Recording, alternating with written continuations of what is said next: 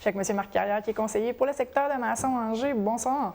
Bonsoir. Tout d'abord, je veux qu'on rentre tout de suite dans le vif du sujet, le fameux petit train à vapeur. La nouvelle est tombée vendredi dernier, que le projet est à l'eau. J'aimerais avoir plus de détails. Qu'est-ce qui vous a poussé à arrêter vos travaux? En fait, il faut comprendre que c'est pas moi qui ai pris la décision. C'est un groupe d'individus, c'est le comité de relance comme tel. Où est-ce qu'une vingtaine de personnes siégeaient. On a aussi le comité restreint qui a travaillé énormément sur le projet de relance du petit train, l'icône touristique en Outaouais, dans l'axe Masson-Montebello. Donc, la décision a été prise vendredi le 23, à la suite de plusieurs activités, une entre autres qui a eu lieu mercredi juste avant le 21, où est-ce qu'on a eu un déjeuner causerie avec des gens d'affaires, où est-ce qu'on a mis cartes sur table, où est-ce que... on était à la recherche, bien sûr, d'un promoteur, on était à la recherche d'un opérateur. Malheureusement, on connaît la situation. C'est sûr que les gens qui étaient présents, on aurait été capable d'atteindre un des objectifs qui avaient été mis en place par le CCFO, c'est-à-dire le 100 000 $. Mais en même temps, pour la suite, 1,7 million, pour nous autres, ça devenait difficile, surtout avec les sorties publiques qui avaient été faites, autant CCFO, surtout par Tourisme Outaouais, qui nous ont jamais appuyés, ou presque, dans tout le déroulement. Maintenant, ce qu'on a demandé, en fait, on lègue à la région un beau projet. On reste convaincu que c'est un beau projet. Maintenant, ça nous prenait de la ressource additionnelle, ça nous prenait du financement additionnel qu'on a demandé à Tourisme Outaouais, qui nous ont refusé. Maintenant, pour nous autres, ça devenait difficile. Il ne faut pas oublier, là-dedans aussi, on a eu des groupes, des gens là, très impliqués. Moi, j'avais des gens sur qui je comptais énormément, des gens d'affaires qui me disaient qu'on avait un beau projet. J'ai ma ressource aussi, Mme Chaput, qui a travaillé énormément, qui n'a pas compté son temps, mais ça prenait de la ressource additionnelle, ça prenait du financement pour être capable de monter à un autre niveau ce projet-là, justement, pour que la région au complet puisse en profiter. Vous êtes passionné, mais là, je vais vous arrêter un petit peu. Là. On va reculer quelque peu. Vous avez mentionné dans les 2 dernières minutes que Tourisme Outaouais ne vous aurait pas appuyé, chose qu'ils ont démenti dans un communiqué. Le projet semblait avoir l'appui de tout le monde en région, c'était pas le cas, là? Mais écoutez, on avait, au niveau politique, les appuis étaient là. Pour revenir à Tourisme Outaouais, moi, ça me dérange pas, on peut en jaser bien longtemps. Quand il y a eu le changement au niveau de la direction générale, Tourisme Outaouais, puis là, je parle un peu... bon, c'est sûr que mon rôle aujourd'hui serait de parler à titre de président, puis je vais continuer à parler à titre de président du comité de la relance, là, mais en même temps, il est arrivé des événements. Quand il y a eu le changement de garde au niveau de la direction générale de Tourisme Outaouais,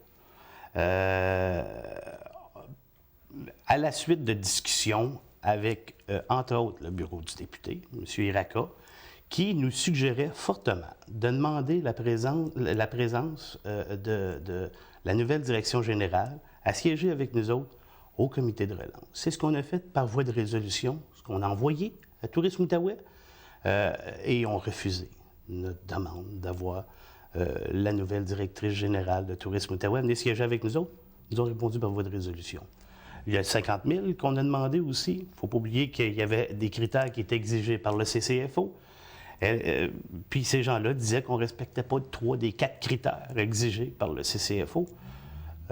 Pour nous, ce qu'on offrait, dans le fond, c'était quelque chose de complètement différent de ce qui se faisait entre Hull et Wakefield. On avait une diversification au niveau touristique qui aurait été intéressant pour tous les groupes d'âge, pour les familles, pour les plus grandes, les plus petites.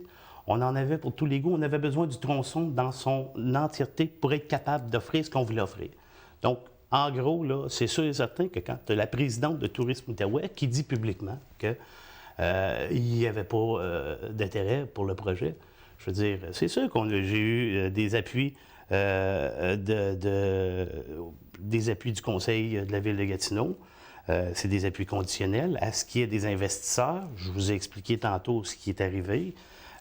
Maintenant, c'est sûr et certain que les appuis, on aurait voulu que Tourisme Outaouais vienne s'asseoir avec nous autres. Il y a aussi, puis je vais y aller aussi avec Mme Dumas, qui est aussi membre du conseil d'administration de Tourisme Outaouais qui a abandonné le projet en cours de chemin. Il ne faut pas se le cacher, c'est ce qui est arrivé. Elle voulait qu'on revoie un trajet. On avait juste un seul projet, nous autres. On a travaillé toujours sur le même.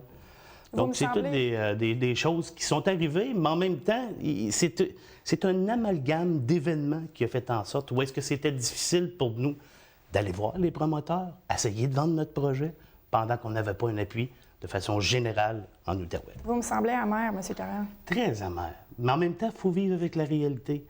On a déployé tout ce qui était déployable pour relancer l'icône touristique en Outaouais, le petit train vapeur. On retrouvait cette icône-là sur toutes les publicités de Tourisme Outaouais. On avait un beau projet. On continue à y croire. Mme Lalande est là aussi. On a eu des discussions, de longues discussions. M. Desjardins qui a travaillé du début sur le projet. Donc, c'est sûr et certain qu'on est déçus. Mais en même temps, il faut être réaliste. Comme dernière question, je veux vous entendre sur la relance du secteur de Masson. On comptait beaucoup sur, justement, le petit train pour aider la relance du secteur. Maintenant que le petit train n'est plus, le projet n'est plus, comment on relance le secteur? Écoutez, il y a déjà des choses concrètes qui se passent. Il y a eu, en campagne électorale, 2 ans, c'est bientôt, là, 2 ans, là, on approche, j'avais dit, ou je disais, c'est un constat que je faisais, c'est que les institutions, les commerces avaient fui le vieux secteur de Masson. Tranquillement, pas vite. On revitalise. En fait, quand je parlais d'institutions, c'était la caisse qui était partie. La caisse, l'édifice de l'ancienne caisse à Masson a été racheté. Il y a de l'activité commerciale qui se fait là. Il y avait l'ancien métro aussi qui vient d'être acheté. Où est-ce qu'il y aura des activités sportives à cet endroit-là? Si on prend aussi l'ancien Botanix, où est-ce qu'il y a des activités économiques également qui sont très intéressantes, qui s'en viennent. Donc, pour moi, la relance se fait quand même d'une façon ou d'une autre. C'est sûr que quand on va miser, mon travail, le travail qui avait été entamé de mettre en valeur la richesse historique, la richesse patrimoniale, la richesse naturelle du secteur, reste toujours, mais il y a des choses qui s'en viennent, puis on garde espoir. Excellent. Merci beaucoup, M. Carrière. Ça fait plaisir.